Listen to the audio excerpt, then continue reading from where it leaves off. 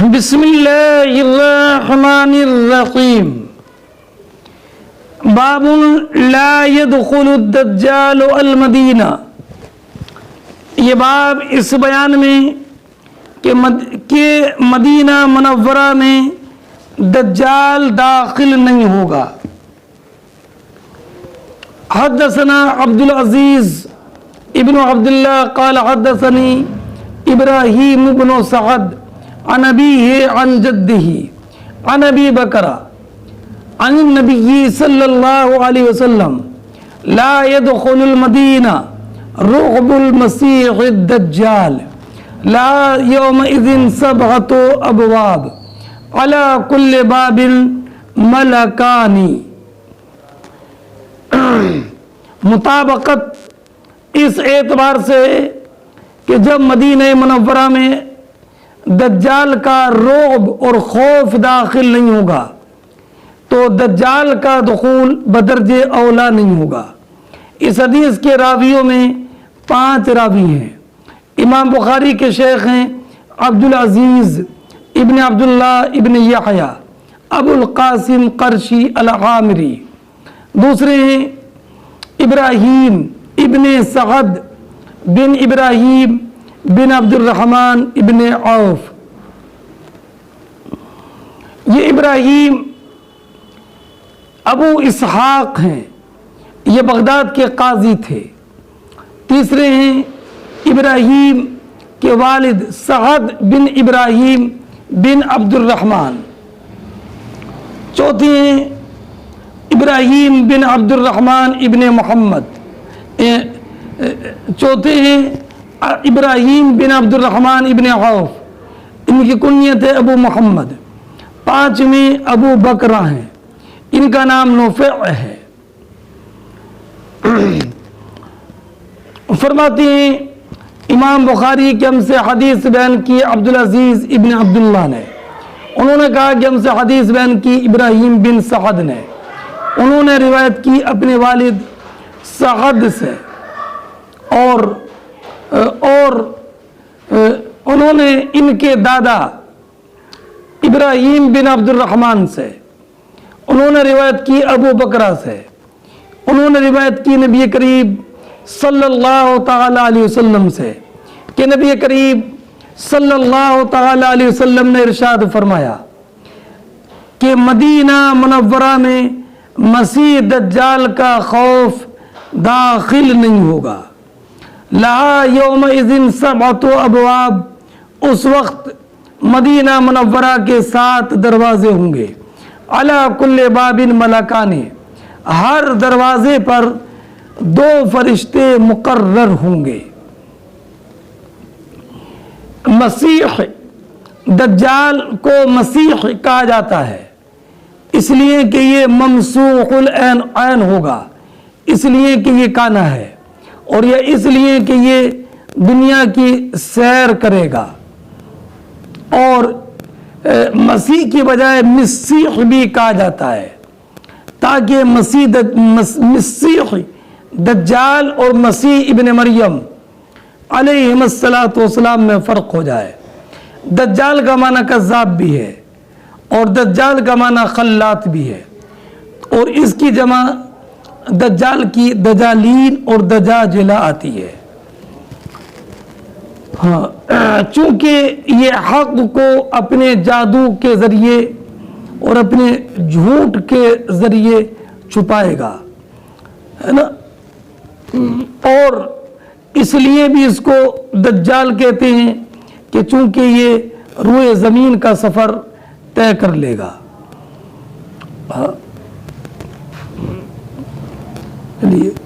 اگلی روایت دیکھیں. حدثنا اسماعیل قال حدثنی مالک عن نعیم بن عبداللہ المجبر عن ابی ہریرہ قال قال رسول اللہ صلی اللہ علیہ وسلم علی انقاب المدینہ ملائکۃ لا يدخلها الطاغون ولا الدجال. فرمایا نبی کریم صلی اللہ تعالی علیہ وسلم نے, یہ حدیث امام بخاری نے اپنے شیخ اسماعیل سے روایت کی ہے. اسماعیل ابن ابی اویس ہیں, اور یہ حضرت ان کا نام عبداللہ مدنی ہے، یہ امام مالک کے بھانجے ہیں، اور باقی راویوں کا ذکر پہلے گزر چکا ہے۔ فرماتے ہیں امام بخاری کہ ہم سے حدیث بیان کی اسماعیل نے، انہوں نے فرمایا کہ مجھ سے حدیث بیان کی مالک نے، انہوں نے روایت کی نعیم ابن عبداللہ مجمر سے، انہوں نے ابو ہریرہ سے کہ ابو ہریرہ رضی اللہ تعالی عنہ نے بیان فرمایا کہ نبی اکرم صلی اللہ تعالی علیہ وسلم نے ارشاد فرمایا، مدینے کے راستوں پر فرشتے ہیں، لا يدخلها الطاعون ولا الدجال، نہ مدینے میں طاعون داخل ہوگا اور نہ ہی دجال داخل ہوگا۔ نقب انقاب، نقب کی جمع ہے، جمع قلت ہے، نقب کی انقاب، اور جمع کثرت آتی ہے نقاب۔ انقاب، انقاب المدینہ، مداخل المدینہ، مدینے میں داخل ہونے کی جگہ، اور ایک قول ابواب المدینہ، مدینے کے دروازے۔ ہاں، یہ بھی نبی کریم صلی اللہ تعالی علیہ وسلم کا عظیم معجزہ ہے کہ نبی کریم صلی اللہ تعالی علیہ وسلم نے خبر دی کہ مدینہ منورہ میں طاعون داخل نہیں ہوگا۔ آج تک مدینہ منورہ میں طاعون کی بیماری داخل نہیں ہوئی، اور انشاءاللہ مدینہ منورہ میں طاعون بھی داخل نہیں ہوگا۔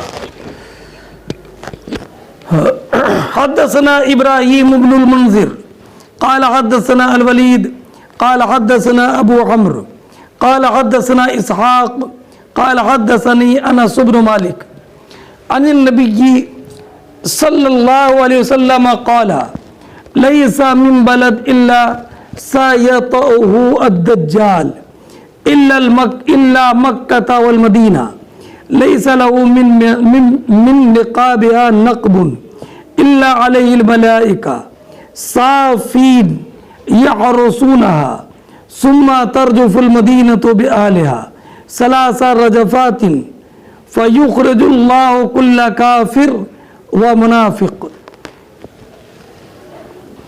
فرماتے ہیں امام بخاری علیہ الرحمت والرضوان کہ ہم سے حدیث بیان کی ابراہیم ابن منذر نے، انہوں نے کہا کہ ہم سے حدیث بیان کی ولید نے، انہوں نے کہا کہ ہم سے حدیث بیان کی ابو عمر نے، انہوں نے کہا کہ ہم سے حدیث بیان کی اسحاق نے، انہوں نے کہا کہ مجھ سے حدیث بیان کی انس بن مالک رضی اللہ تعالیٰ عنہ نے۔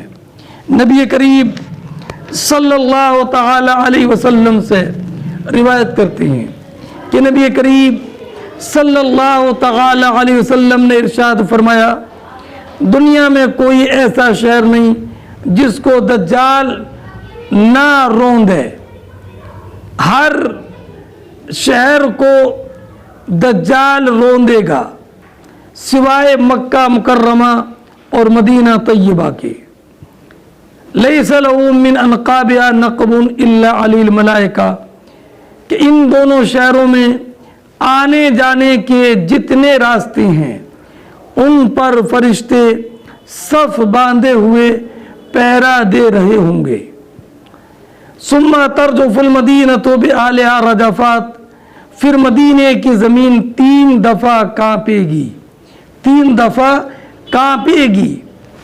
فَيُخْرِجُ اللَّهُ كُلَّ كَافِرٍ وَمُنَافِقٍ، تو جس سے ہر ایک کافر و منافق کو اللہ رب العزت جل جلالہ وعم نوالہ مدینہ منورہ سے باہر کر دے گا، ہر کافر کو اور ہر ایک منافق کو اللہ رب العزت باہر فرما دے گا۔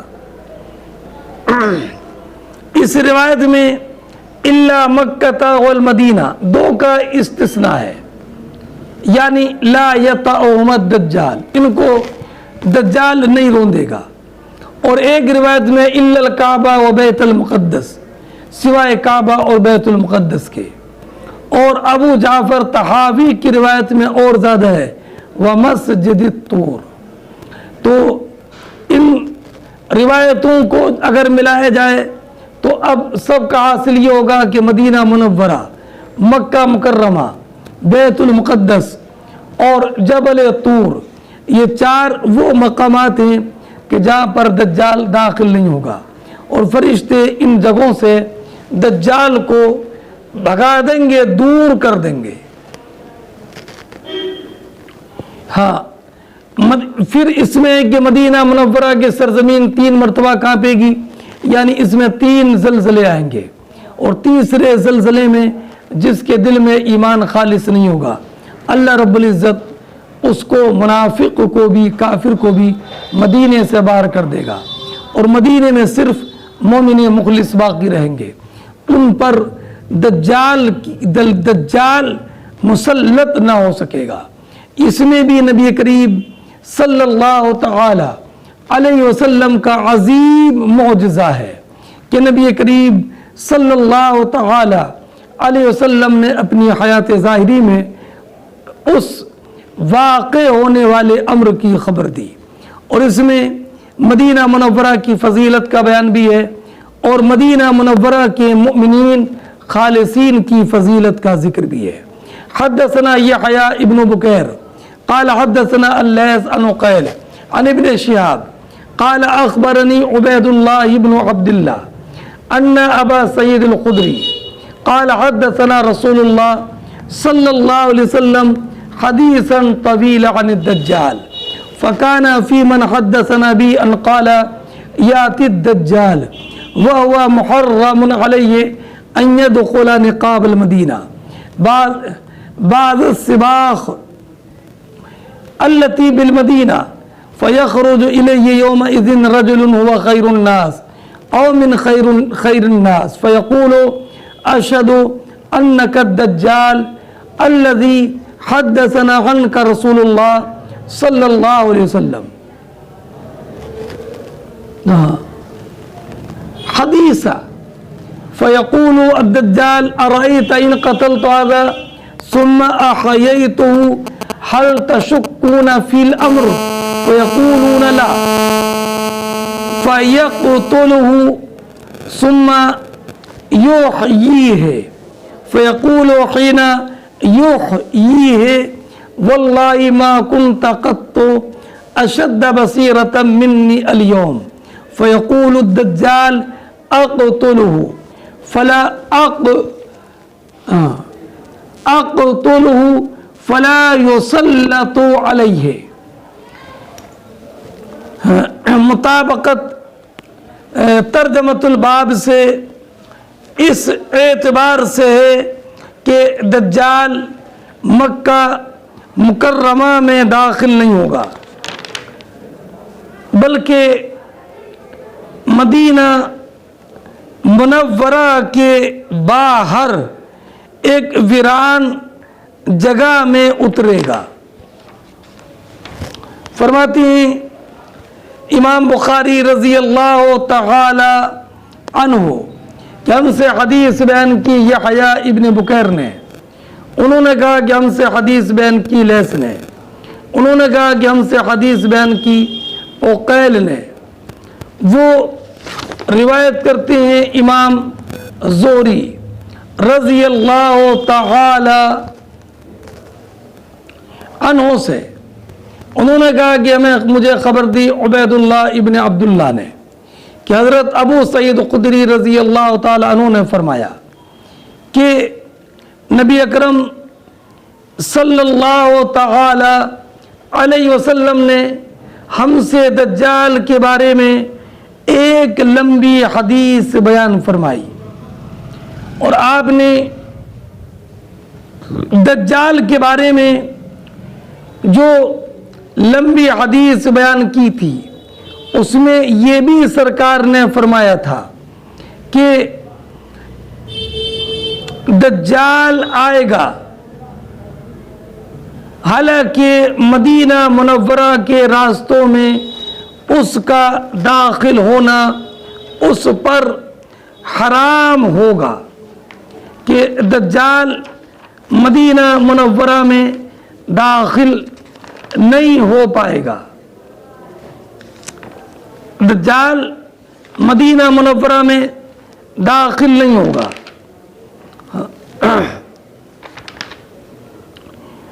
فرمایا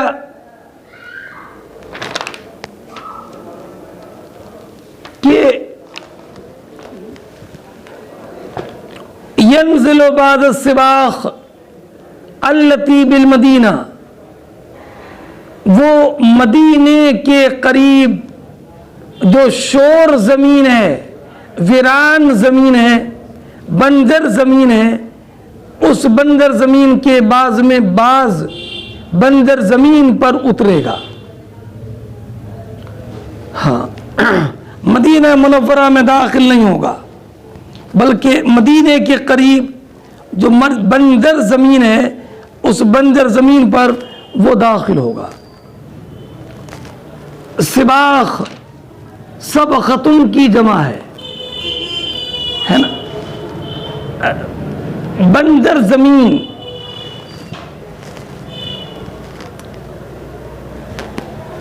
وہ زمین جس میں تھوڑا ٹیلا پن ہو اور جس میں اوپر تھوڑا بنجر پن ہو زمین میں. فَيَخْرُجُ إِلَيْهِ رَجُلٌ هُوَ خَيْرُ النَّاسِ، تو دجال کی طرف نکلیں گے ایک شخص جو لوگوں میں سب سے بہتر ہوں گے، او من خیر الناس، یہ لوگوں میں سے بہتر لوگوں میں سے ہوں گے. بعض نے کہا کہ یہ حضرت خضر علیہ السلام ہوں گے.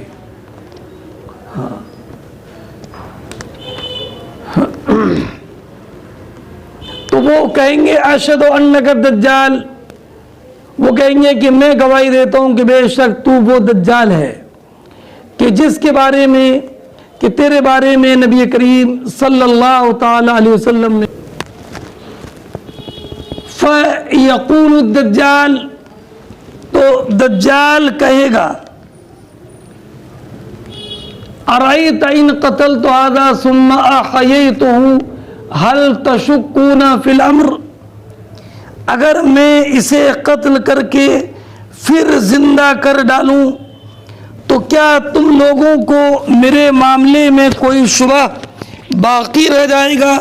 پھر بھی تم مجھے دجال ہی کہو گے.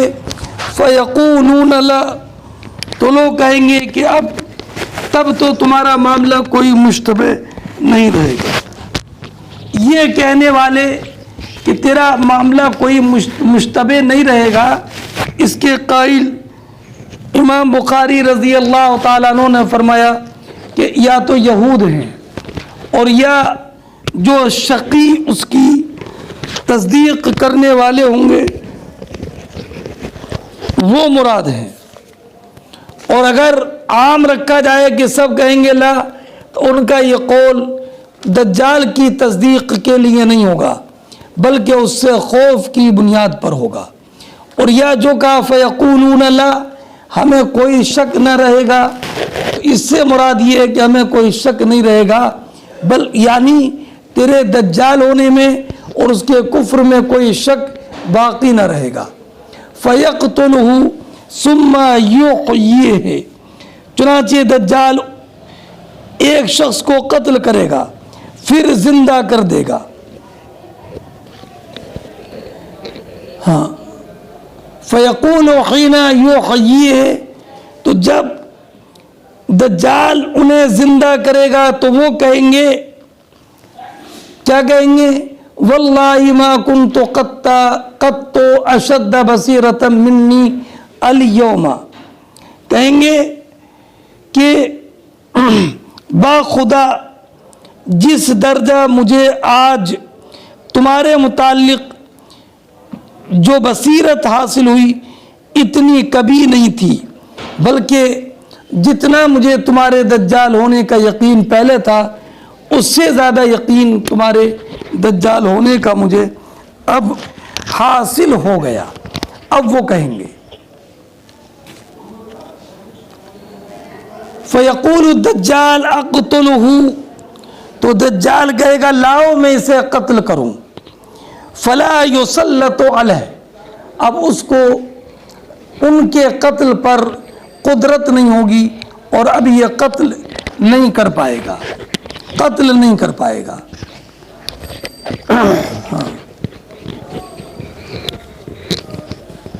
یہ حدیث یہاں پر حضرت ابو سعید خدری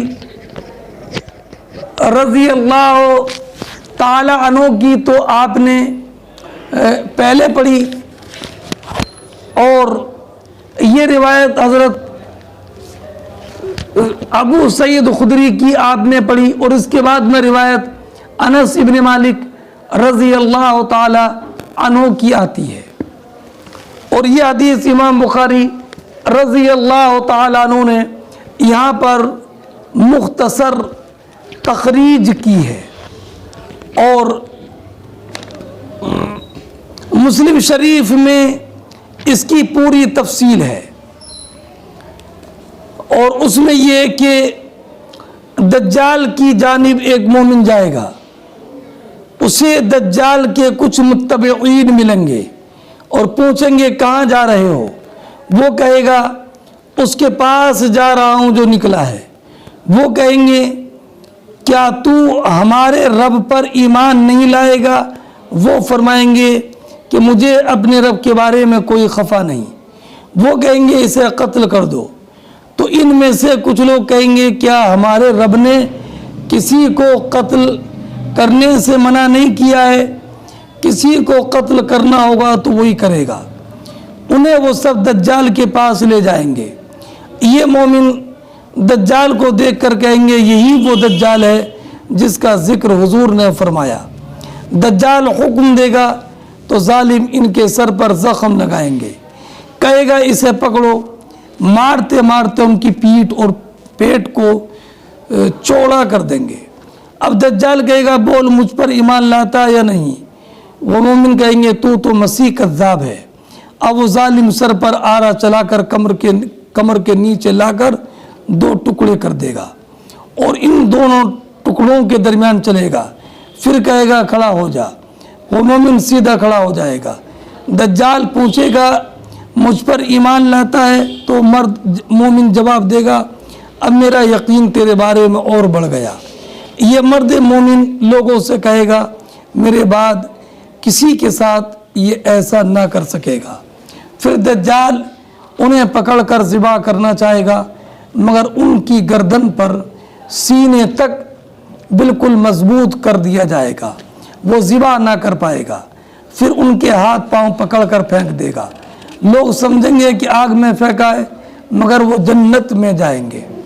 اس کے بعد نبی کریم صلی اللہ تعالی علیہ وسلم نے فرمایا ھذا اعظم الناس شہادۃ عند رب العالمین، یہ رب العالمین کی بارگاہ میں سب سے بڑے شہید ہوں گے۔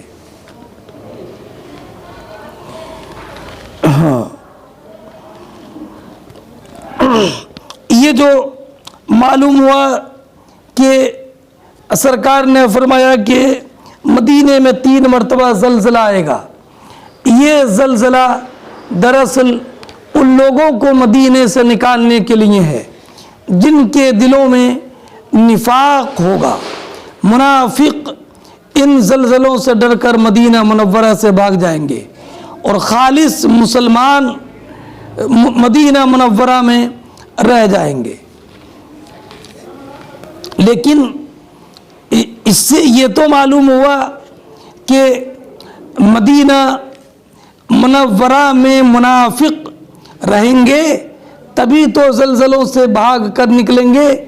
تو یہ جو فرمایا کہ مدینے میں مومن مخلص ہی ہوگا اور کافر و منافق نہیں رہے گا، تو یہ نبی کریم صلی اللہ تعالی علیہ وسلم کی حیات ظاہری تک یہ خصوصیت تھی۔ آپ کے حیات ظاہری کے بعد مدینہ منورہ کی یہ خصوصیت باقی نہ رہی۔ اب مدینہ منورہ میں منافق بھی رہیں گے اور کافر بھی رہ سکتے ہیں، لہذا آج وہابیہ دیابنا کا یہ استشہاد کہ مدینے میں تو مومن ہی ہوتے ہیں کوئی منافق اور کافر نہیں ہوتا. تو یہ اس سے یہ معلوم ہوتا ہے کہ وہابی مذہب برحق ہے. تو ان کی یہ غلط فہمی ہے. یہ خصوصیت نبی کریم صلی اللہ تعالی علیہ وسلم کی حیات ظاہری تک تھی. چنانچہ جب دجال نکلے گا تو جس قدر جب مدینہ منورہ میں 3 زلزلے آئیں گے تو جس قدر منافقین اور کفار مدینے میں ہوں گے سب بھاگ جائیں گے مدینہ منورہ سے. اسی لیے مسلم شریف کی حدیث ہے کہ لا تقوم الساعہ حتی تنفی المدینہ شرارہا کما تنفی الکیر خبث الحدید، کہ قیامت قائم نہیں ہوگی یہاں تک کہ مدینہ اشرار برے لوگوں کو باہر نکال دے گا جیسے بھٹی لوہے کے میل کو الگ کر دیتی ہے. اگلی روایت سنیے. حدثنا ابراہیم بن المنذر قال حدثنا الولید حدثنا ابو عمرو حدثنا اسحاق حدثني انس بن مالك عن النبي صلى الله عليه وسلم قال ليس من بلد الا سيطوه الدجال الا مكة والمدينة ليس من نقابها نقب الا عليه الملائكة صافين يحرسونها ثم ترجف المدينة بأهلها 3 رجفات فيخرج الله كل کافر و منافق. انس بن مالک بیان فرماتے ہیں کہ کوئی بھی ایسا شہر نہیں ہے جس کو دجال نہ روندے سوائے مکہ اور مدینہ کے. اس کے جتنے بھی راستے ہیں ہر ایک راستے پر فرشتے ہیں صف لگا کر پہرا دے رہے ہیں. پھر مدینے کے لوگوں کے ساتھ ایسا مدینے کی زمین کانپے گی 3 مرتبہ کانپنا. تو اللہ رب العزت ہر ایک کافر و منافق کو مدینہ منورہ سے باہر نکال دے گا. اس حدیث کی تشریح میں پڑھ کر چکا ہوں اور یہ حدیث بھی پڑھ چکا ہوں. حدث باب المدینہ تنفی الخبث. یہ باب اس بیان میں کہ مدینہ منورہ برے آدمی کو نکال دیتا ہے. مدینہ منورہ برے آدمی کو نکال دیتا ہے. حدثنا عمرو بن عباس حدثنا عبد الرحمن حدثنا سفیان عن محمد بن المنقدر عن جابر قال جاء اعرابی الى النبی صلی اللہ علیہ وسلم فبايعه على الاسلام فجاء من الغد محموما فقال اقلني فابى 3 مرات فقال المدينة كالكير تنفي خبثها وتنصع طيبها. اور ایک روایت میں وَيَنْصَعُ طِيبَهَا. یہاں پر امام بخاری رضی اللہ تعالیٰ عنہ کے شیخ عمرو ابن عباس ہیں اور عبد الرحمن ابن مہدی ہیں اور یہ سفیان ثوری ہیں. فرماتے ہیں امام بخاری رضی اللہ تعالی عنہ کہ ہم سے حدیث بیان کی عمرو ابن عباس نے. انہوں نے کہا کہ ہم سے حدیث بیان کی عبد الرحمن ابن مہدی نے. انہوں نے کہا کہ ہم سے حدیث بیان کی سفیان ثوری نے. وہ روایت کرتے ہیں محمد ابن منقدر سے. وہ روایت کرتے ہیں جابر ابن عبداللہ رضی اللہ تعالیٰ عنہ سے کہ ایک اعرابی نبی کریم صلی اللہ تعالیٰ علیہ وسلم کی بارگاہ میں حاضر ہوئے. زمخشری نے کہا کہ یہ قیس ابن ابی حازم تھے، مگر یہ مشکل ہے اس لیے کہ قیس ابن ابی حازم تو تابعی مشہور اور جلیل قدر تابعی ہیں قیس ابن ابی حازم، اور ان کے بارے میں مشہور ہے کہ انہوں نے ہجرت کی تھی مدینہ منورہ کی طرف، تو نبی کریم علیہ الصلوۃ والسلام کا اس وقت میں وصال ہو چکا تھا۔ فبایعہ علی الاسلام، تو ان اعرابی نے نبی کریم صلی اللہ تعالی علیہ وسلم سے بیعت کی اسلام پر۔ بیعت کے معنی آتا ہے بیچنا، مبایعت، اور یہ اسلام پر معاہدہ کا نام ہے بیعت۔ اسلام پر بیعت کی، فجاء من الغد محموما، تو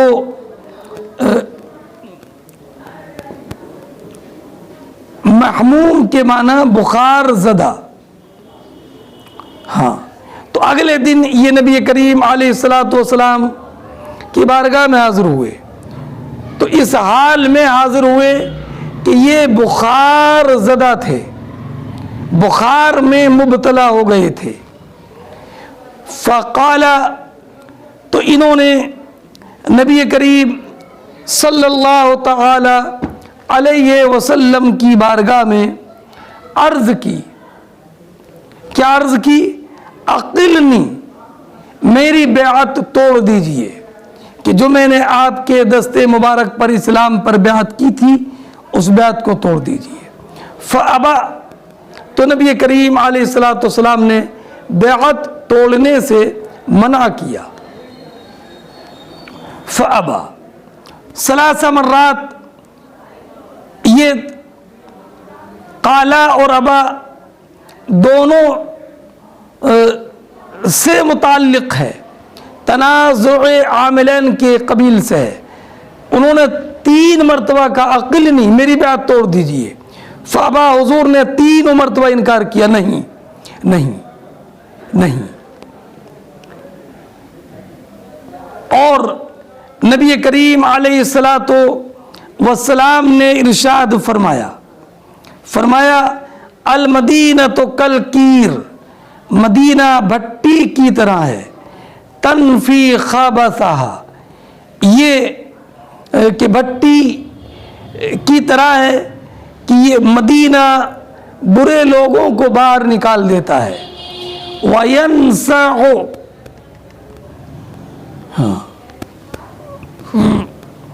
يَنْسَعُ ایک ہے قرأت، يَنْسَعُ ہے نا لازم، يَنْسَعُ، اور طیبها مرفوع، کہ اس کا بہتر خالص ہو جاتا ہے، چھٹ جاتا ہے، يَنْسَعُ طیبها، اور اکثر روایتوں میں يُنَسِّعُ، تنسیع باب تفعیل سے پڑھیں، اور یہ طیبہ مفعول ہونے کی بنیاد پر منصوب، تو معنی ہوگا یونسع طیبہ، اس کی عمدہ کو یہ خالص کر دیتا ہے۔ اور ایک یہ کہ تنسیع سے ہو جائے گا، لیکن ظاہر یہ ہے کہ یہ باب افعال سے پڑھو، ینسع، تو ینسع پڑھو یا ینسع، یہ متعدی ہوگا، اور طیبہ منصوب ہوگا مفعول ہونے کی وجہ سے، اور ینسع پڑھو گے تو یہ لازم ہوگا، اور طیبہ مرفوع ہوگا فاعل ہونے کی وجہ سے۔ اب رہا یہ معاملہ کہ جب عرابی نے یہ کہا تھا عقلنی، تو نبی تو جواب یہ ہے کہ اسلام لانے والے کے لیے یہ جائز نہیں ہے کہ وہ اسلام کو چھوڑے، اور نہ نبی کریم علیہ الصلوۃ والسلام کسی کو اسلام کے چھوڑنے کی اجازت دے، ایسا بھی نہیں ہو سکتا۔ اور یہ بھی کہ جس نے نبی کریم علیہ الصلوۃ والسلام کی طرف ہجرت کی، وہ ہجرت چھوڑ کر اگر وطن جانا چاہے تو یہ بھی جائز نہیں ہے۔ اور ان اعرابی نے ہجرت بھی کی تھی اور نبی کریم علیہ الصلوۃ والسلام کے ہاتھ پر بیعت بھی کی تھی مدینہ منورہ میں رہنے کی۔ اب مدینہ منورہ کی میں رہنے کی بیعت کو ختم کرنے کی اجازت مانگی تو سرکار نے منع فرما دیا۔ حضرت امام قاضی عیاض نے یہ فرمایا کہ یہ بھی احتمال ہے کہ ان کی بیعت فتح مکہ کے بعد ہو اور انہوں نے صرف اسلام پر بیعت کی ہو اور پھر اسلام کے ختم کرنے کی انہوں نے اجازت چاہی ہو تو سرکار نے ان کو اس کی اجازت نہیں دی۔ اور حضرت ابن بطال نے کہا کہ انہوں نے صرف جو بیعت ختم کی تھی، ختم کرنے کی جو بات کہی تھی، انہوں نے اسلام سے ارتداد کا ارادہ نہیں کیا تھا۔ ہاں، ارتداد کا ارادہ نہیں کیا تھا، مگر ہجرت پر باقی رہیں، مدینے میں قیام کریں، اس سے انہوں نے اس بات کو انہوں نے ختم کرنے کا ارادہ کیا تھا۔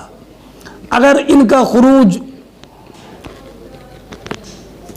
مدینے سے خروج اگر اسلام سے خروج ہوتا تو اسی وقت حضور ان کو قتل کرنے کا حکم دیتے، لیکن نبی کریم علیہ الصلاۃ والسلام نے دیکھا کہ یہ معذور ہیں، اس لیے کہ ان کو بخار آ گیا ہے اور ان کو ابھی تک یہ معلوم نہیں تھا کہ ہجرت فرض ہے، اس لیے سرکار نے ان سے کوئی تعرض نہ کیا۔ قرآن کریم نے فرمایا وَأَجْدَرُ أَلَّا يَعْلَمُوا حُدُودَ مَا أَنزَلَ اللَّهُ عَلَى رَسُولِهِ، یہ انہی میں سے تھے کہ اللہ رب العزت نے جو نازل فرمائی حدود ان کو یہ نہیں جانتے تھے۔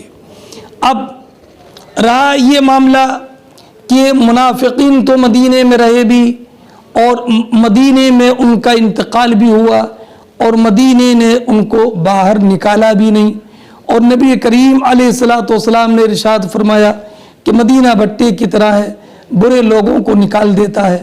تو علامہ عینی علیہ الرحمۃ والرضوان نے فرمایا کہ جو منافقین مدینے میں رہتے تھے وہ مدینہ ان کا اصلی وطن تھا، مدینے میں وہ اسلام کی وجہ سے یا مدینے سے محبت رکھنے کی وجہ سے نہیں رہتے تھے، بلکہ اس وجہ سے رہتے تھے کہ مدینہ ان کا اصلی گھر ہے۔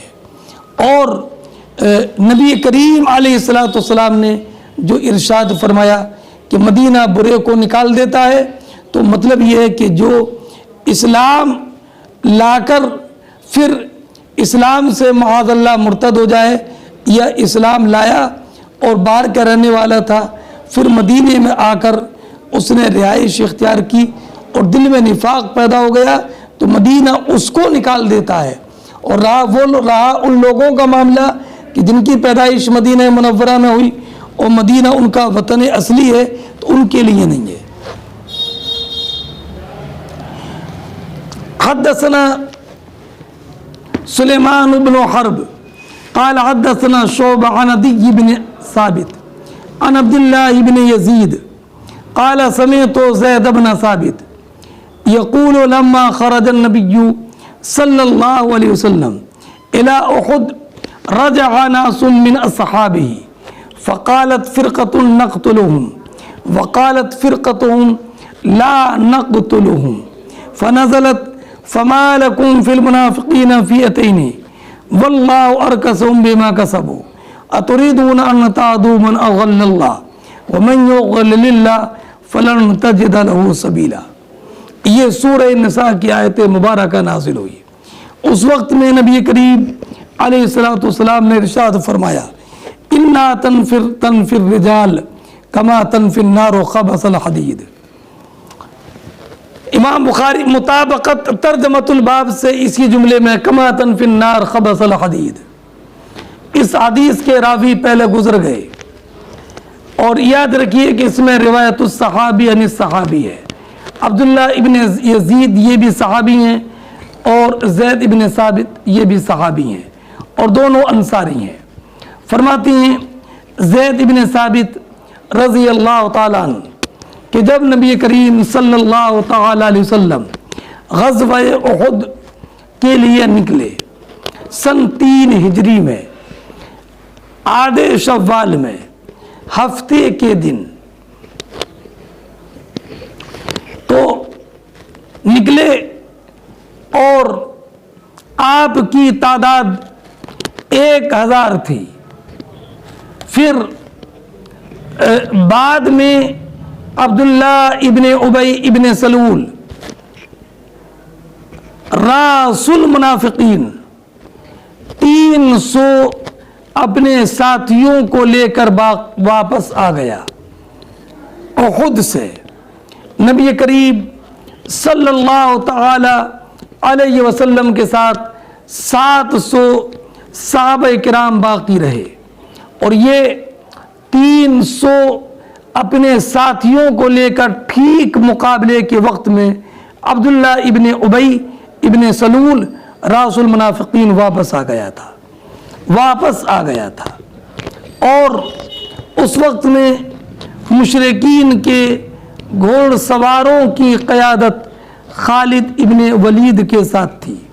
خالد ابن ولید کے پاس تھی اور ان کے ساتھ 100 گھوڑے تھے اور ان کا جھنڈا عثمان ابن طلحہ ابن ابی طلحہ کے پاس تھا اور مسلمانوں کے ساتھ 1 گھوڑا تھا اور ایک روایت میں یہ کہ 2 گھوڑے تھے, ایک نبی کریم علیہ السلام کا اور ایک ابو بردہ رضی اللہ تعالیٰ عنہ کا. اب جب یہ منافقین واپس آئے تو اب صحابہ کرام علیہم الرحمۃ والرضوان میں 2 جماعتیں ہو گئیں. ایک جماعت یہ تھی کہ یہ آستین کے سانپ ہیں, ٹھیک میدان مقابلہ سے واپس آئے ہیں, ان کو ہم قتل کریں. اور بعض لوگوں نے کہا چھوڑو کلمہ تو پڑھتے ہیں. تو قرآن کریم کی آیت مبارکہ نازل ہوئی فما لکم فی المنافقین فئتین, کیا ہوا کہ تم منافقین کے بارے میں 2 جماعت ہو گئے, تم کو تو بیک زبان یہ کہنا چاہیے تھا کہ انہیں قتل کرنا ہے. واللہ ارکسہم بما کسبوا, اللہ رب العزت نے ان کو اوندھا کر دیا ان کے کرتوتوں کے سبب. اتریدون ان تہدوا من اضل اللہ, کیا تم چاہتے ہو کہ اللہ نے جس کو گمراہ کیا اور گمراہی جس میں پیدا کر دی تم ان کو ہدایت دو, اور جس کو اللہ گمراہ کر دے, جس میں اللہ رب العزت گمراہی پیدا کر دے, تم اس کے لیے کوئی راہ نہیں پاؤ گے. تو اب یہ آیت کریمہ غزوہ احد سے واپس آنے والوں کے بارے میں نازل ہوئی.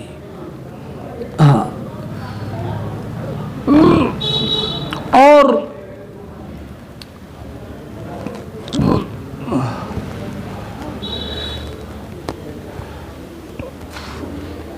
اس آیت کے شان نزول کے تعلق سے اور بھی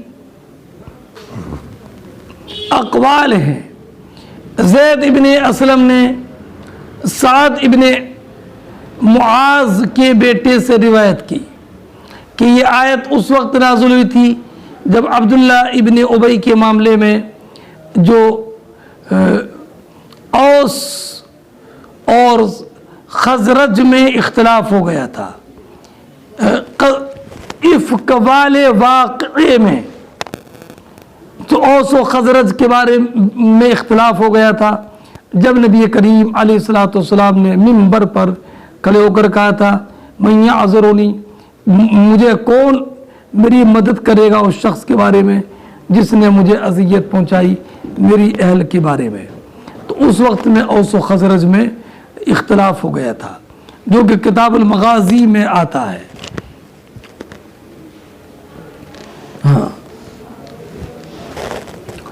باب, یہ بات کئی مرتبہ گزر چکی ہے کہ یہ باب جب خالص ہو تو یہ فصل کے معنی میں آتا ہے. کتاب میں مختلف ابواب ہوتے ہیں, ابواب میں مختلف فصلیں ہوتی ہیں, اور جب باب بلا ترجمے کے ذکر کیا جائے تو یہ فصل کے درجے میں ہوتا ہے. ہاں, ما بعد کا کچھ تعلق ما سبق سے ہوتا ہے.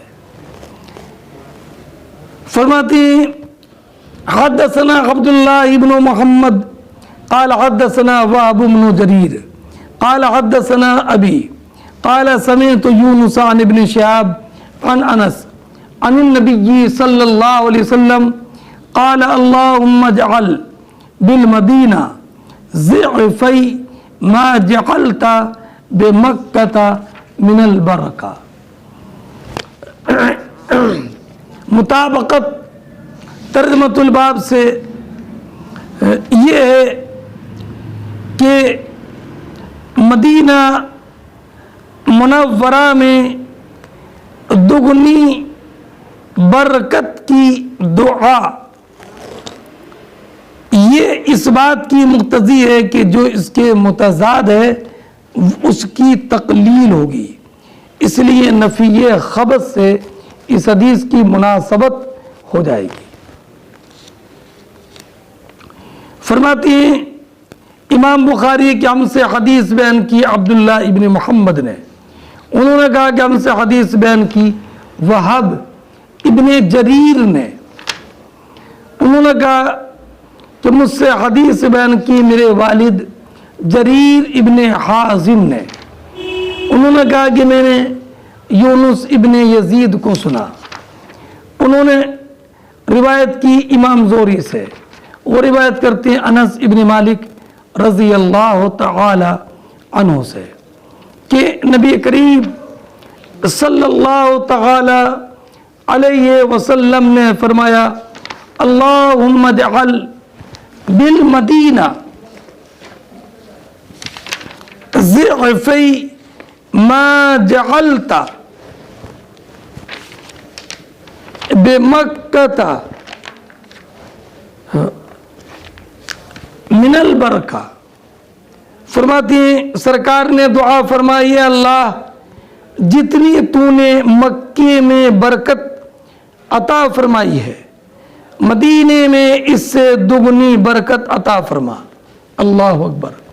جتنی برکت یا اللہ تو نے مکے میں عطا فرمائی ہے اس سے مدینے میں دگنی برکت عطا فرما.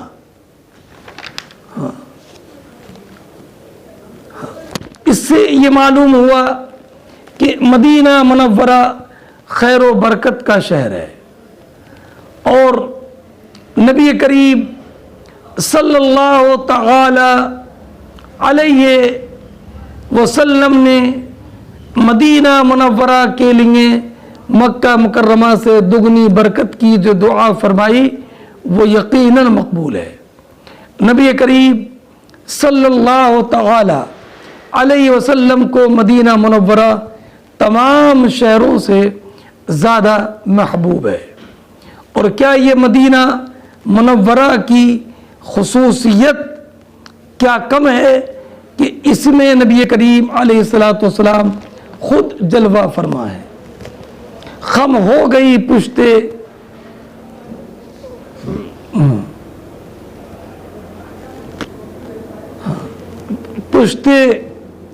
سما تانئے زمیں سے ہم پر ہے مدینہ وہ رتبہ ہے ہمارا.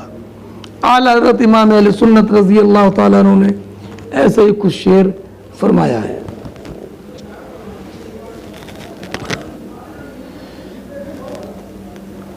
اللہ اکبر کبیرہ.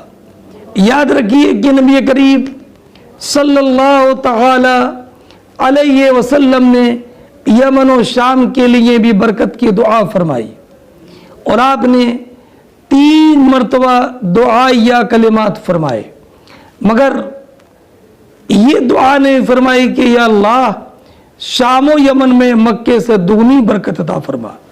مگر مدینہ منورہ کے لیے نبی کریم علیہ السلام نے جو دعا فرمائی اس میں یہ لفظ موجود ہے اللہم اجعل بالمدینہ ضعفی ما جعلت بمکہ من البرکہ. اللہ اکبر کبیرہ. اعلیٰ حضرت امام اہل سنت رضی اللہ تعالیٰ عنہ نے کیا ہی اچھی بات فرمائی. طیبہ نہ صحیح افضل مکہ ہی بڑا زاہد. ہم عشق کے بندے ہیں کیوں بات بڑھائیے. مدینے کے خطے خدا فرماتے ہیں تابعہ عثمان بن عمر عن یونس، فرماتے ہیں جریر ابن عازم کی متابعت کی ہے.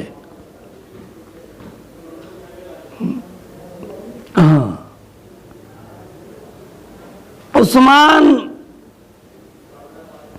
ابن عمر نے حضرت یونس ابن یزید سے روایت کرنے میں، یعنی یونس ابن یزید سے روایت جیسے اس حدیث کی جریر نے کی ہے، ایسے ہی اس حدیث کی روایت یونس سے عثمان ابن عمر ابو محمد بصری نے بھی کی ہے.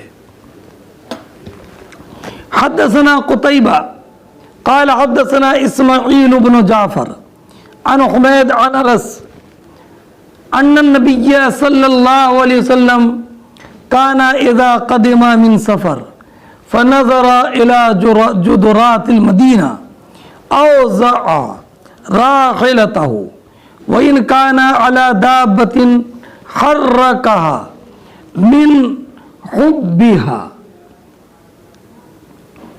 فرماتی ہیں حضرت امام بخاری کے ہم سے حدیث بیان کی قتیبہ نے، انہوں نے کہا کہ ہم سے حدیث بیان کی اسماعیل ابن جعفر نے، انہوں نے روایت کیا حمید سے، انہوں نے روایت کیا انس ابن مالک رضی اللہ تعالیٰ عنہ سے کہ نبی کریم صلی اللہ تعالی علیہ وسلم جب کسی سفر سے واپس آتے اور مدینہ منورہ کی دیواروں کو دیکھتے تو اپنی سواری تیز کر دیتے، اور اگر آپ کسی سواری کی پشت پر ہوتے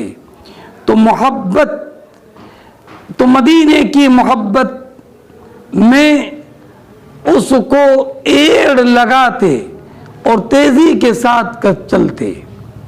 نبی کریم علیہ السلام کا مدینہ منورہ کی دیواروں کو دیکھ کر سواری کو تیز کر دینا اس بات کی دلیل ہے کہ نبی کریم علیہ السلام کو مدینہ منورہ بہت مرغوب اور پسندیدہ تھا، اور جو شہر حضور کو پسند ہو اس کی عظمت و برکت اور فضیلت کا کیا کہنا. ہاں، باب کراہیت النبی صلی اللہ علیہ وسلم ان تغرا المدینہ. تورا عرا سے ہے، عرا کے معنی عرا یہ خلوت کے معنی میں ہے، عارین کا معنی خالیہ، اور عرا اصل میں وہ فضا جس میں کوئی آڑ نہ ہو. فرماتے ہیں حدثنا ابن سلام قال اخبرنا الفزاری عن حمید الطویل عن انس قال اراد بنو سلمہ ان يتحولوا الى قرب المسجد فكره رسول الله صلى الله عليه وسلم ان تغرى المدينة فقال يا بني سلمة الا تحتسبون آثاركم فاقاموا. امام بخاری کے شیخ ابن سلام، ان کا نام ہے محمد ابن سلام فزاری، یہ محمد ابن سلام کے شیخ ہیں فزاری، ان کا نام ہے مروان ابن معاویہ. یہ حدیث پہلے بھی گزر چکی ہے 655 نمبر پر. فرماتے ہیں امام بخاری کہ ہم سے حدیث بیان کی محمد ابن سلام نے، انہوں نے کہا کہ ہمیں خبر دی فزاری نے، انہوں نے روایت کی حمید طویل سے، وہ روایت کرتے انس ابن مالک رضی اللہ تعالی عنہ سے کہ بنو سلمہ نے ارادہ کیا کہ اپنے گھروں سے جو گھر کے ان کے مدینے کے آخری کنارے پر تھے ان سے منتقل ہو جائیں مسجد نبوی کے قرب میں. تو نبی کریم صلی اللہ تعالی علیہ وسلم نے اس بات کو ناپسند کیا کہ مدینہ کا آخری کنارہ خالی رہ جائے، اس بات کو ناپسند کیا کہ مدینہ منورہ کا آخری کنارہ خالی ہو جائے، یعنی مدینہ کا آخری جو باہری علاقہ ہے وہ ویران ہو جائے۔ اور فرمایا نبی کریم علیہ الصلوۃ والسلام نے، اے بنی سلمہ، کیا تم اپنے قدموں کا ثواب نہیں چاہتے کہ جو تم دور سے نماز پڑھنے کے لیے آتے ہو تو ہر ایک قدم پر نیکی لکھی جاتی ہے، کیا تم وہ اجر نہیں چاہتے؟ فَأَقَامُوا، جب انہوں نے یہ سنا تو پھر وہ وہیں رہ گئے اور انہوں نے مسجد نبوی سے قریب منتقل ہونے کا ارادہ چھوڑ دیا۔ باب، یہ بھی میں بتا چکا کہ یہ فصل کے درجے میں ہوتا ہے۔ حدثنا مسدد عن یحییٰ عن عبید اللہ بن عمر قال حدثني خبیب بن عبد الرحمن عن حفص بن عاصم عن ابی ہریرہ عن النبی صلی اللہ علیہ وسلم قال ما بین بیتی و منبری روضۃ من ریاض الجنہ و منبری علی الحوض۔ امام بخاری رضی اللہ تعالیٰ عنہ بیان فرماتے ہیں کہ ہم سے حدیث بیان کی مسدد نے، انہوں نے روایت کیا یحییٰ ابن سعید قطان سے، انہوں نے روایت کیا عبید اللہ ابن عمر سے، انہوں نے روایت کیا، انہوں نے کہا کہ مجھ سے حدیث بیان کی خبیب ابن عبد الرحمن نے، انہوں نے روایت کی حفص ابن عاصم سے، انہوں نے حضرت ابو ہریرہ رضی اللہ تعالی عنہ سے، کہ ابو ہریرہ رضی اللہ تعالی عنہ نے بیان فرمایا کہ نبی اکرم صلی اللہ تعالی علیہ وسلم نے ارشاد فرمایا، میرے گھر اور میرے منبر کی درمیان کی جگہ جنت کی کیاریوں میں سے ایک کیاری ہے، وَمِنبَرِي عَلَى حَوْضِي، اور قیامت کے دن میرا منبر میرے حوض پر ہوگا۔ اللہ اکبر۔ اس روایت میں ما بین بیتی و منبری ہے، اور ترمذی شریف کی روایت میں جو ہے وہ ما بین قبری و منبری ہے۔ اب چونکہ نبی کریم علیہ السلام کی تربت اقدس نبی کریم کی حجرہ مبارکہ میں ہے، اس لیے طبرانی شریف کی روایت میں ہے ما بین المنبر و بیت عائشہ روضۃ من ریاض الجنہ۔ اس سے یہ معلوم ہوا کہ جو حضور نے اپنا فرمایا بیتی اور ایک روایت میں فرمایا قبری، دونوں کا حاصل ایک ہے، اس لیے کہ حضور کا جو گھر تھا حجرہ عائشہ، اسی میں نبی کریم علیہ السلام کی قبر مبارک ہے۔ ہاں، ایک بات یاد رکھیں کہ علماء کرام کا اس بارے میں اختلاف ہے کہ مکہ مکرمہ افضل ہے یا مدینہ منورہ، لیکن اس بات پر سب کا اتفاق و اجماع ہے کہ زمین کا وہ حصہ جہاں حضور تشریف فرما ہے وہ ہزاروں جنت بلکہ عرش اعظم اور کعبہ سے بھی افضل ہے۔ چنانچہ علامہ شہاب حفاظی شارح شفا علی الرحمہ فرماتے ہیں بل هو افضل من السماوات والعرش والکعبہ، بلکہ وہ تمام آسمانوں اور عرش و کعبہ سے بھی افضل ہے۔ اللہ اکبر۔ اب یہاں پر جو یہ فرمایا کہ یہ کہ میرے قبر مبارک اور میرے منبر کے درمیان کی جو زمین ہے، حصہ ہے، وہ جنت کی کیاریوں میں سے ایک کیاری ہے۔ تو اب جنت کی کیاریوں میں سے ایک کیاری ہونے کا مطلب کیا ہے؟ تو بعض علماء نے یہ فرمایا کہ یہ سعادت اور نزول رحمت میں جنت کی طرح ہے، اس لیے روضۃ من ریاض الجنہ فرمایا۔ اور علامہ ابن حجر نے یہ فرمایا کہ قبر مصطفیٰ اور منبر تک کی جگہ جنت میں منتقل کر دی جائے گی۔ تو اور یہ حقیقی معنی میں ہے، اس لیے کہ جب حضور نے یہ فرمایا کہ روضۃ من ریاض الجنہ تو بلا شبہ یہ حصہ جنت ہی کا باغ ہے، ایسی جنت جس پر ہزاروں جنت نثار۔ اعلی حضرت امام اہل سنت نے ارشاد فرمایا یہ نہیں کہ جنت نہ ہو نکو، وہ نکوئی کی بھی آبرو، مگر اے مدینے کی آرزو جسے چاہے تو وہ سما نہیں۔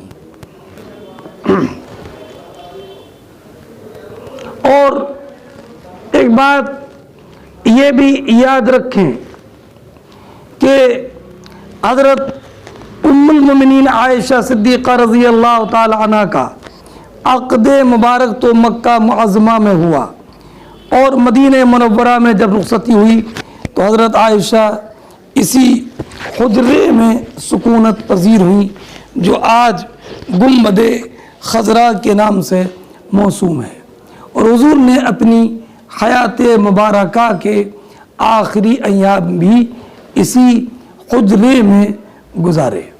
اور یہ حضرت عائشہ صدیقہ رضی اللہ تعالی عنہ کی وہ فضیلت ہے کہ جس کی عظمت کا بیان ممکن نہیں۔ اور جب مرض وصال میں حضرت ابو بکر صدیق رضی اللہ تعالیٰ عنہ کو منصب امامت پر فائز کیا تو حضور نے انتقال والے دن اسی حجرہ مبارکہ سے پردہ اٹھا کر دیکھا تھا کہ صحابہ کرام حضرت صدیق اکبر کی اقتداء میں فجر کی نماز ادا کر رہے ہیں۔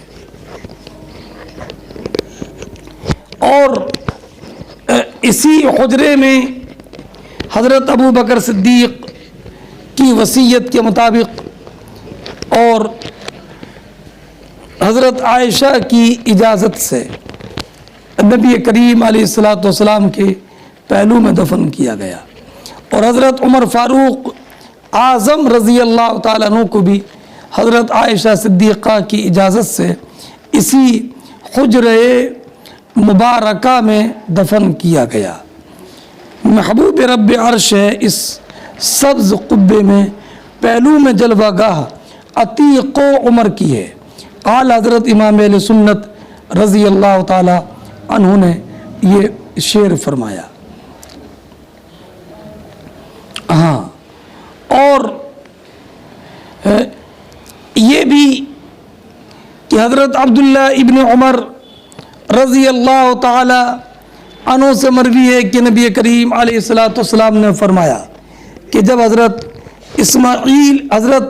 عیسیٰ علیہ السلام آسمان سے اتریں گے تو وفات کے بعد میرے ساتھ دفن ہوں گے۔ اس بنا پر گنبد خضرا میں حضرت عیسیٰ علیہ الصلوۃ والسلام کی قبر کے لیے جگہ خالی ہے۔ ہاں، اور ایک روایت میں جو مستدرک میں ہے کہ حضرت عیسیٰ علیہ السلام لیاتین قبری حتی یسلم علیہ ولأردن علیہ، کہ ضرور وہ میری سلام کرنے کے لیے میری قبر پر حاضر آئیں گے اور میں ضرور ان کے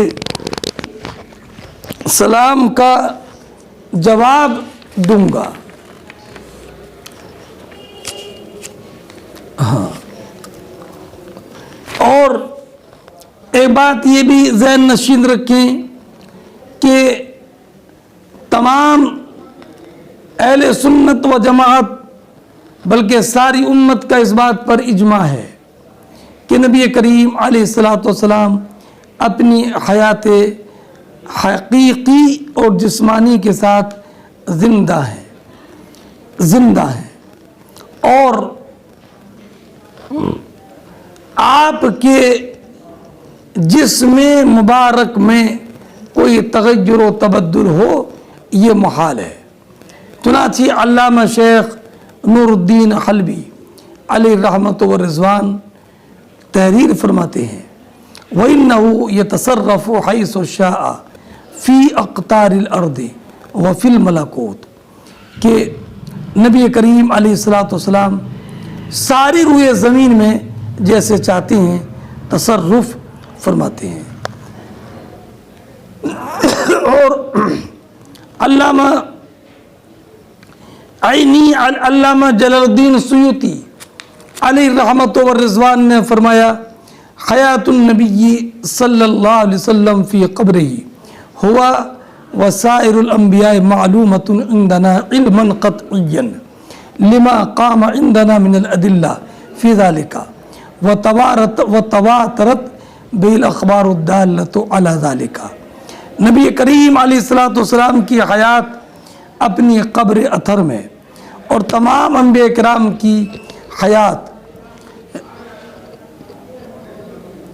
علم قطعی اور یقینی سے معلوم ہے، اس لیے کہ نبی کریم انبیاء کرام علیہم السلام کی حیات پر ادلہ شرعیہ قائم ہے اور احادیث متواترہ اس پر شاہد ہے۔ اور ایک روایت میں یہ ہے انس بن مالک سے مروی ہے کہ الانبیاء احیاء فی قبورہم وہم یصلون، انبیاء اپنی قبروں میں زندہ ہیں اور نماز میں مشغول ہیں۔ اور نبی کریم علیہ السلام نے فرمایا من زار قبری بعد موتی فکانا کما زارنی فی حیاتی، جس نے میری وفات کے بعد میری زیارت کی تو ایسے ہے جیسے میری حیات ظاہری میں میری زیارت کی۔ اور ایک حدیث میں ہے من حج ولم یزرنی فقد جفانی۔ اور ایک روایت میں من حج الی مکہ ثم زارنی فی مسجدی کتبت لہ حجتان مبرورتان۔ اور ایک روایت میں من زار قبر رسول اللہ صلی اللہ علیہ وسلم کانا فی جوارہی۔ اللہ نبی کریم صلی اللہ تعالی علیہ وسلم نے جو ارشاد فرمایا وَمِنبَرِي عَلَى حَوْضِي، اور میرا ممبر میرے حوض پر ہے، تو اکثر علماء نے کہا کہ مراد یہ ہے کہ آپ کا ممبر بے عین ہی میرے حوض پر رکھا جائے گا، اور ایک قول یہ ہے کہ وہاں پر بھی حضور کا ممبر ہوگا جو حضور کے حوض پر ہوگا۔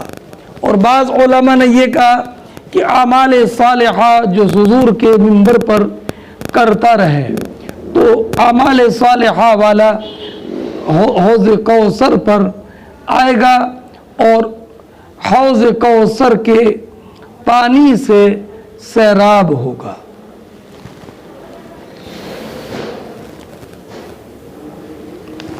حدثنا عبید ابن اسماعیل قال حدثنا ابو اسامہ عن هشام عن ابیہ عن عائشہ قالت لما قدم رسول اللہ صلی اللہ علیہ وسلم المدینہ وعک ابو بکر و بلال فکان ابو بکر اذا اخذت الحمى یقول کل امرئ مصبح فی آلہ والموت ادنى من شراک نعلہ وکان بلال اذا اقلع عنه الحمى يرفع عقیرتا یقول الا لیت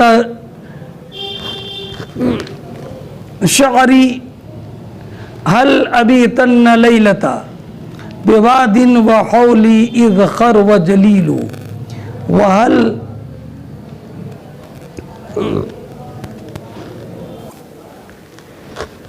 وهل أردن يوما مياه مجنة وهل يبدون لي شامة وطفيل قال اللهم العن شيبة ابن ربيعة وعتبة ابن ربيعة وأمية ابن خلف कमा अखरजूना मिन अर्दिना इला अर्दिल वबा सुम्मा क़ाला रसूलुल्लाह सल्लल्लाहु अलैहि वसल्लम अल्लाहुम्मा हब्बिब इलैना अल-मदीना कहुब्बिना मक्का औ अशद अल्लाहुम्मा बारिक लना फी साइना व फी मुद्दिना। एक वसाहिहा लना वनकुल हुम्महा इलल जुहफा क़ालत व क़दिमना अल-मदीना वहिय अवबअु अर्दिल्लाह क़ालत फ़काना बुतहान यजरी नजला तानी माअन आजीना। इमाम बुखारी के शेख हैं उबैद इब्न इस्माइल। इनका इंतकाल 250 हिजरी में हुआ, 250 हिजरी में, जुमे के दिन। और उनके शेख हैं अबू उसामा, हम्माद इब्न उसामा है। और आगे तो सब आपने पढ़ा, हिशाम इब्न उर्वा, उनके वालिद उर्वा इब्न ज़ुबैर और आयशा उम्मुल मोमिनीन रज़ी अल्लाह ताला। पहले इनके मुफरदात की ज़रा तशरीह सुन लीजिए। एक बात याद रखें कि नबी करीम सल्लल्लाहु तआला अलैहि वसल्लम मदीना मुनव्वरा 12 रबीउल अव्वल शरीफ पीर के दिन दोपहर के वक्त तशरीफ लाए। अच्छा, एक लफ्ज़ है वो का फेल माजी मजहूल है, वो का माना असाबहुल वहक, उसका माना बुखार। अच्छा, मुसब्बह इसमें मफ़ऊल का सीगा है, कहा जाता सब्बहकल्लाह बिल खैर। अदना के माने अक़रब, शिराक के माना तस्मा, और अक़लअ और उक़लअ अक़ीर अक़ीरतुन। अक़ीरा के माने वो आवाज़ कि जब इंसान रोता है तो उसके रोने में जो आवाज़ निकलती है या गुनगुनाता है तो गुनगुनाने की आवाज़ को बोलते हैं अक़ीरा। इसकी असल ये है कि जब इंसान का कोई पैर का हिस्सा काट दिया जाए और फिर वो अपनी आवाज़ को बुलंद करता चीखता है तो उसे बोलते हैं अक़ीर। चीखने को अक़ीरा, जो आवाज़ निकलती है। और एक कौल ये कि हर अपनी आवाज़ को बुलंद करने वाला जो है वो आवाज़ जो बुलंद करता है उसकी बुलंद आवाज़ को बोलते हैं अक़ीरा। अच्छा, अगला जुमला है इज़खिर। जुमले में है इज़खिर, मशहूर घास है। और जलील ये भी बारीक घास है जिससे कि छप्पर छाए जाते थे। और यबदुबन ऐसे ही अरेदन, ये नून खफीफा के साथ है। मजन्ना ये मक्का मुकर्रमा से कुछ मील के फासले पर औकाज के करीब एक चश्मे का नाम है। यबदुबन का माना हलिया ज़ोरन ली। हाँ, शामा और तफील ये दोनों पहाड़ है।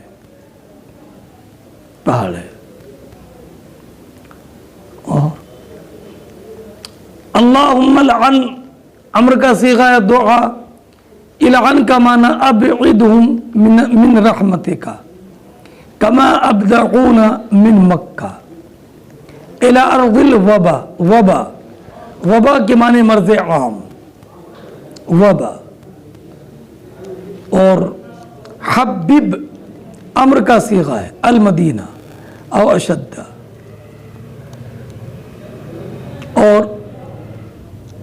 صحیحہ امر کا صیغہ ہے، ہا کا مرد المدینہ، مدینہ کو امراض سے محفوظ کر دے، ونقل حماہ الجعفہ، جعفہ اہل مصر اور شام کی میقات ہے، میقات ہے،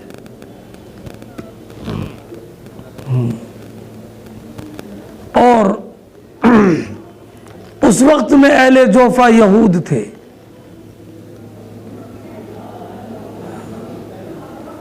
اور یہ یہود اہل اسلام کے خلاف کافروں کی مدد کرتے تھے، تو نبی کریم علیہ الصلوۃ والسلام نے دعا کی کہ اللہ رب العزت ان کو ایسے مرض میں مبتلا کر دے، بخار کے، کہ یہ اسی میں مشغول ہو جائے اور اہل کفر کی مدد نہ کرے۔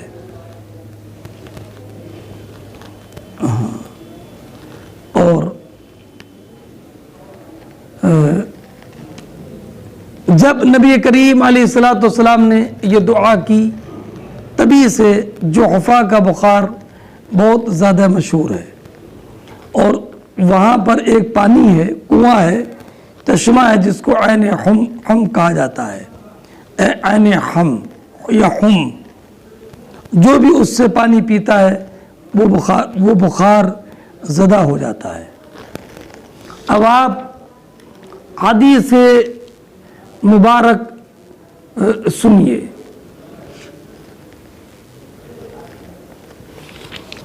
فرماتے امام بخاری رضی اللہ تعالی عنہ کہ ہم سے حدیث بیان کی عبید ابن اسماعیل نے، انہوں نے کہا کہ ہم سے حدیث بیان کی ابو اسامہ نے، وہ روایت کرتے ہیں شام سے، وہ اپنے والد عروہ ابن زبیر سے، وہ روایت کرتی ہیں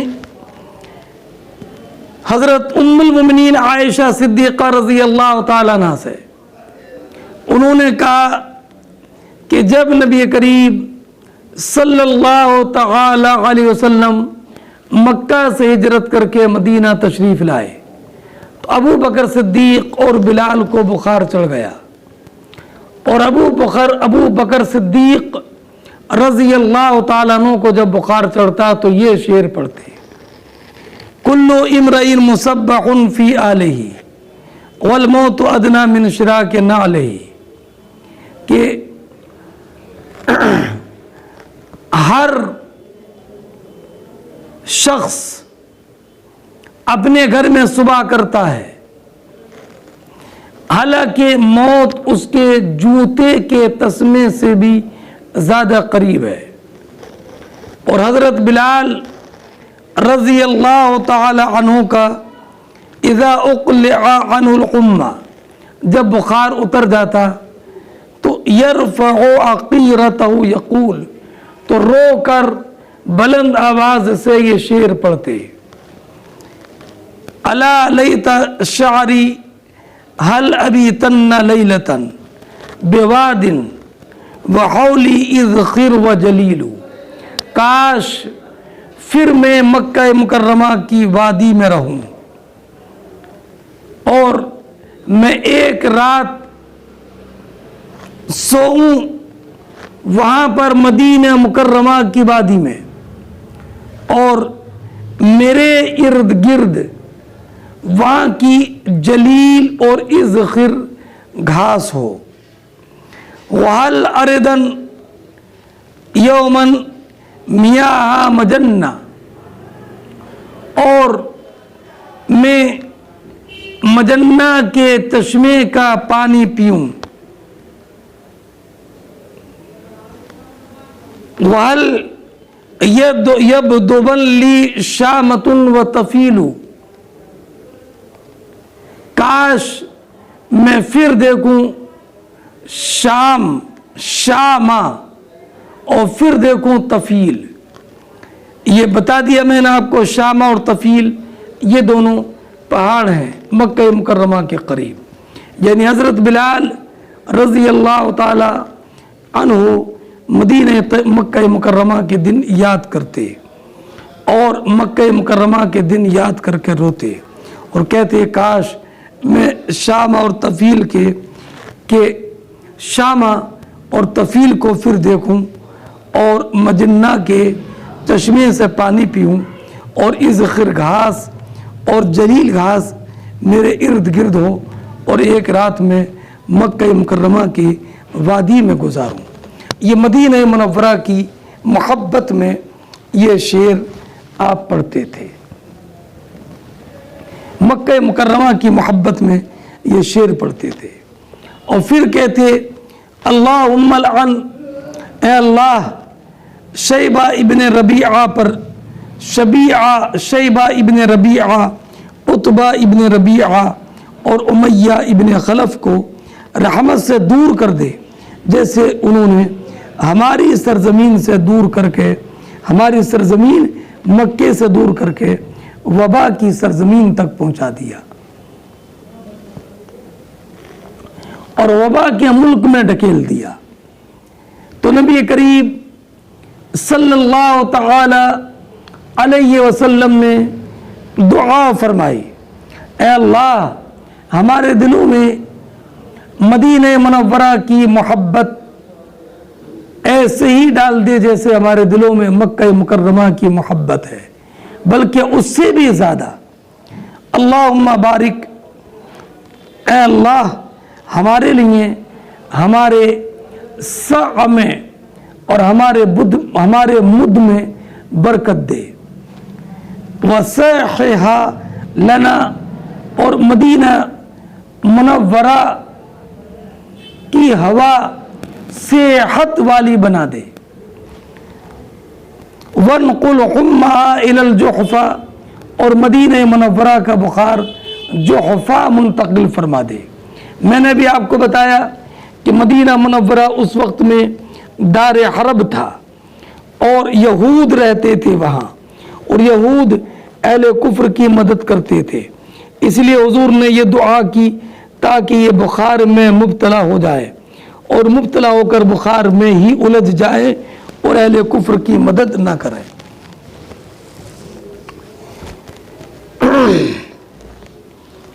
और मरवी है कि नबी करीम अलैहिस्सलाम ने जिस दिन ये दुआ की थी उस दिन जुहफा का हर फर्द बुखार में मुब्तला हो गया था।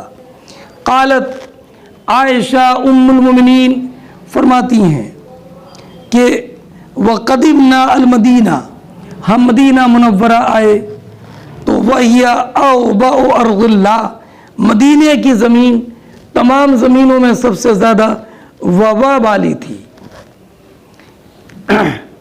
और फ़काना बुतहान यजरी नजला, और बुतहान में एक नाला था उसमें पानी बहता था, और पानी भी कैसा, तानी माअन आजिला। हज़रत आयशा सिद्दीक़ा की मुराद ये है कि बुतहान वादी का पानी भी निहायत बदबूदार और मज़ा था। तानी माअन आजिला ये कलाम रावी का है। मुराद ये है कि हज़रत आयशा सिद्दीक़ा ने जो फरमाया था कि यजरी नजलन, तो नजलन से मुराद हज़रत आयशा सिद्दीक़ा रज़ी अल्लाह ताला अन्हा की माअन आजना, बदबूदार पानी। अल्लाहु अकबर कबीरा।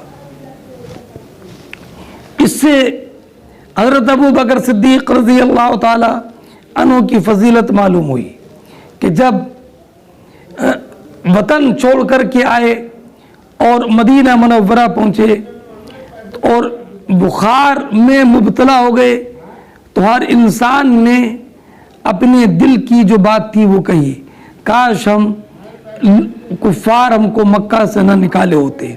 लेकिन अबू बकर सिद्दीक़ रज़ी अल्लाह ताला अन्हु ने جو بخار کی حالت میں بھی جو کلام کیا وہ یہ تھا کہ موت تمام مخلوق کو شامل ہے، شب و روز۔ حضرت بلال نے اپنے وطن مکہ مکرمہ لوٹنے کی تمنا کی، تو آپ اسی سے اندازہ کر لیں کہ حضرت ابو بکر صدیق کی کیا فضیلت تھی، اور یہ بھی کہ نبی کریم صلی اللہ تعالی علیہ وسلم کی دعا کو اللہ نے قبول فرمایا اور قبول فرمایا، اور کیوں نہ ہو کہ اجابت نے بڑھ کر گلے سے لگایا بڑی ناز سے جب دعائے محمد۔ اور یہ بھی معلوم ہوا کہ مصیبت اور پریشانی کے وقت میں دعا کرنا یہ نبی کریم علیہ الصلاۃ والسلام کی سنت ہے، اور نبی کریم علیہ الصلاۃ والسلام کی دعا کا اثر تھا کہ صحابہ کرام علیہم الرحمت والرضوان کے دلوں میں اللہ رب العزت نے مدینہ منورہ کی محبت راسخ فرما دی، اور نبی کریم علیہ الصلاۃ والسلام کی دعا سے ان جاہل صوفیوں کا بھی رد ہو گیا جو کہتے ہیں کہ انسان کو کبھی بھی دعا نہیں کرنا چاہیے، بلکہ ہمیشہ اپنی زبان پر خاموشی کا تالا لگائے رکھے، جو ہونا ہے وہ ہوگا۔ اور اس سے یہ بھی معلوم ہوا کہ مصیبت کے وقت میں اگر انسان کوئی دعا کرے تو اللہ رب العزت جل جلالہ اس کی دعا کو قبول فرماتا ہے۔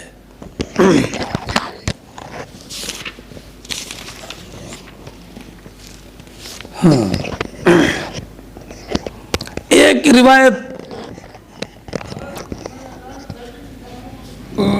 اچھا اس حدیث سے یہ بھی معلوم ہوا کہ اہل ایمان اپنے رب سے اپنے جسم کی صحت کی سلامتی کی دعا کریں اور آفات و بلیات کے ازالے کی دعا کریں، جیسے کہ رزق کا سوال کرتے ہیں۔ اور یہ بھی معلوم ہوا کہ صالحین اور فوزالا اپنی اپنی بات کو کبھی شعر کی شکل میں بھی پیش کرتے تھے۔ حدثنا یحییٰ ابن بکیر قال حدثنا اللیث عن خالد ابن یزید عن سعید ابن ابی ہلال عن زید ابن اسلم عن ابیہ عن عمر قال اللہم ارزقنی شہادتا فی سبیلک واجعل موتی فی بلد رسولک۔ فرماتے امام بخاری رضی اللہ تعالیٰ عنہ کہ ہم سے حدیث بیان کی یحییٰ ابن بکیر نے، انہوں نے کہا کہ ہم سے حدیث بیان کی لیث نے، وہ روایت کرتے ہیں خالد ابن یزید سے، وہ سعید ابن ابی ہلال سے، وہ روایت کرتے ہیں زید ابن اسلم سے، وہ روایت کرتے ہیں اسلم سے، وہ روایت کرتے ہیں حضرت عمر سے کہ حضرت عمر رضی اللہ تعالی عنہ نے یہ دعا کی تھی اللہم ارزقنی شہادتا فی سبیلک، اے اللہ مجھے اپنی راہ میں شہادت نصیب فرما، واجعل موتی فی بلد رسولک صلی اللہ علیہ وسلم، اور یا اللہ میری موت اپنے رسول کے شہر مدینے میں عطا فرما، عطا فرما۔ اور ایک روایت میں کہ جب نبی کریم علیہ الصلاۃ والسلام نے یہ دعا کی تھی اللہم حبب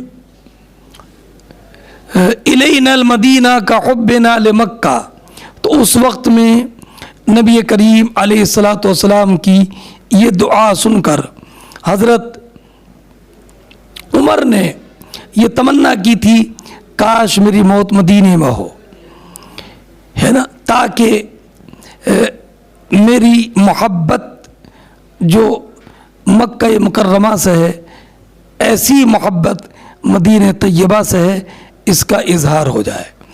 اور اللہ رب العزت نے ان کی دعا قبول فرمائی اور حضرت عمر کی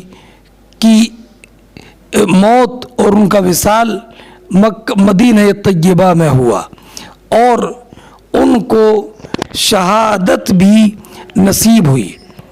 شہادتاً فی اللہم ارزقنی شہادتاً فی سبیلک کا جو دعا کی تھی اللہ رب العزت نے آپ کی دعا کو قبول فرمایا اور شہادت مقدر فرمائی.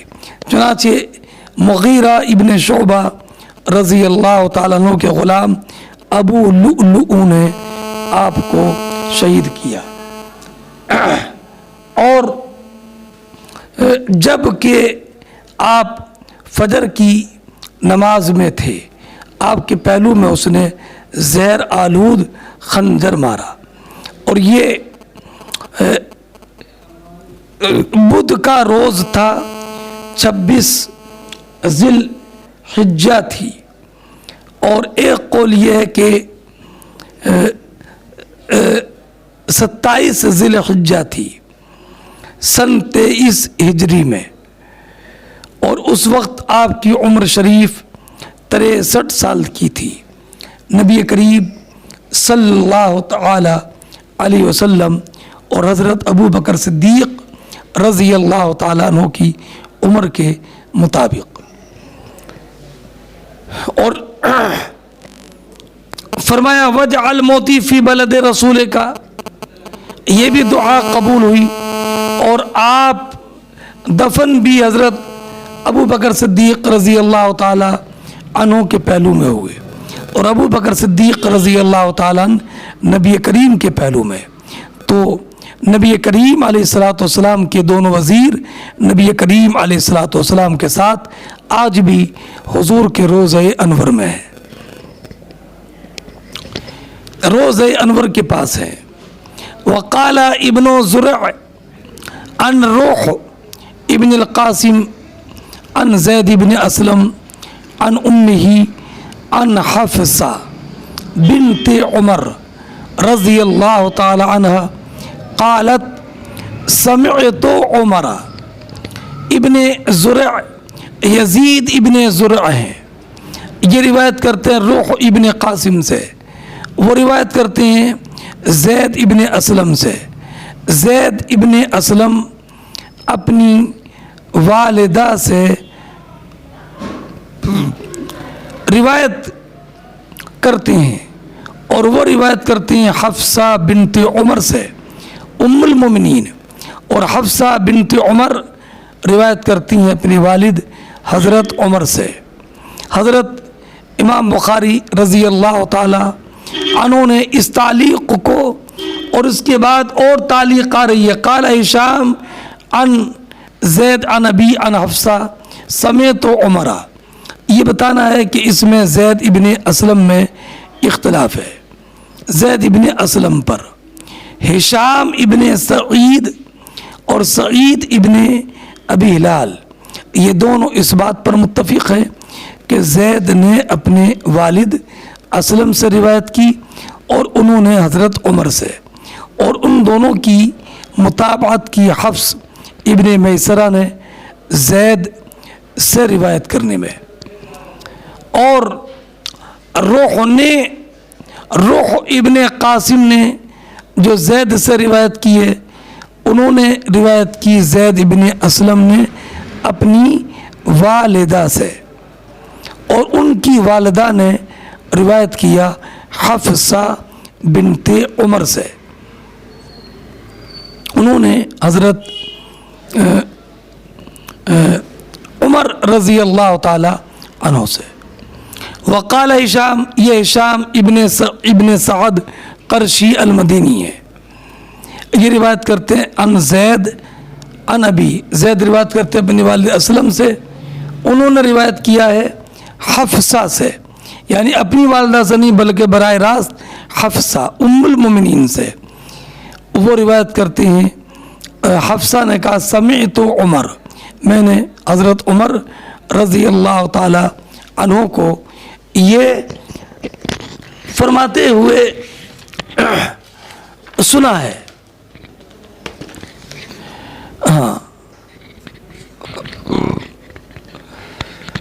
چلیے, ہاں امام بخاری رضی اللہ تعالی عنہ نے جو یہ ذکر کیا ہے ان کا مقصود مختلف طرق کو بتانا ہے، اور یہ بتانا ہے کہ زید ابن اسلم اپنے والد سے بھی روایت کرتے ہیں اور اپنی والدہ سے بھی، اور ان کے والد اسلم نے یہ حدیث خود حضرت عمر سے بھی سنی ہے اور حضرت ام المؤمنین حضرت حفصہ کے واسطے سے بھی سنی ہے۔